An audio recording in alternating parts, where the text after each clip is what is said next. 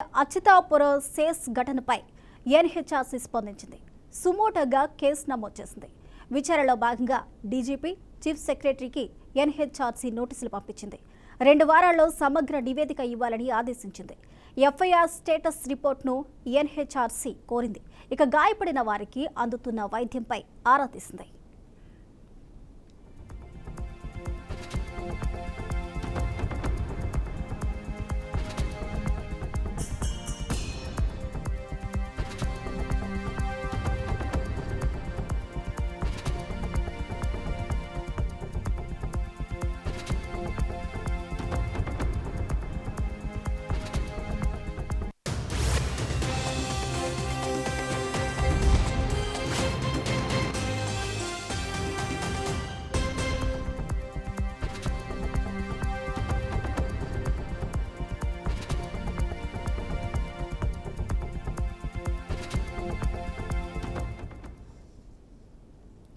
ఇక అచ్యుతాపురం ఘటనపై కోర్టు స్పందించడం జరిగింది. ఇక 2 వారాల్లో సమగ్ర నివేదికలు ఇవ్వాలంటూ కూడా ఆదేశించడం జరిగింది. అచ్యుతాపురం సేస్ ఘటనపై ఎన్హెచ్ఆర్సీ స్పందించింది. సుమోటోగా కేసు నమోదు చేశారు.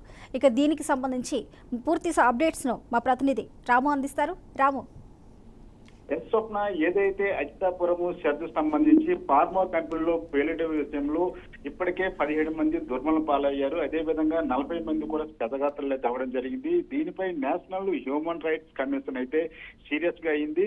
అయితే దీనికి సంబంధించి ఇప్పటికే సుమోటోగా కేసు కూడా నమోదు చేసింది హ్యూమన్ రైట్స్ కమిషన్. అదేవిధంగా రాష్ట్ర డీజీపీ, చీఫ్ సెక్రటరీకి కూడా నోటీసులు ఇష్యూ చేయడం అయితే జరిగింది. దీనిపై ఏదైతే ఘటన జరిగిందో ఘటనపై సమగ్ర నివేదిక ఇవ్వాలని దానికి సంబంధించి 2 వారాల కాలం కూడా ఇవ్వడం జరిగింది. మనం చూసుకుంటే ఈ ఘటన జరిగిన తర్వాత పోలీసుల నుంచి ఎటువంటి ఎఫ్ఐఆర్ నమోదైంది, ఎఫ్ఐఆర్ తాలూకా స్టేటస్ రిపోర్ట్ కూడా అడగడం జరిగింది. అంతేకాకుండా మనం చూసుకుంటే ఈ క్షతగాత్రులు ఎవరైతే ఉన్నారో వాళ్ళు వివిధ హాస్పిటల్లో అయితే ట్రీట్మెంట్ జరుగుతుంది.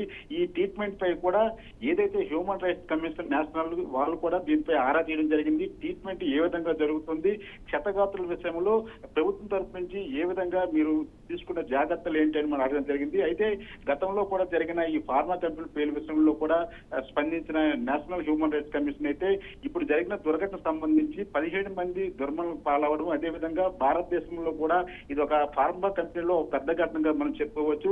ఈ ఘటనపై కొంత సీరియస్ అయిన హ్యూమన్ రైట్స్ కమిషన్ అయితే మాత్రం డీజీపీ, చీఫ్ సెక్రటరీకి మాత్రం నోటీసులు ఇష్యూ చేయడం జరిగింది. స్వప్న, రైట్, థ్యాంక్ యూ రాము.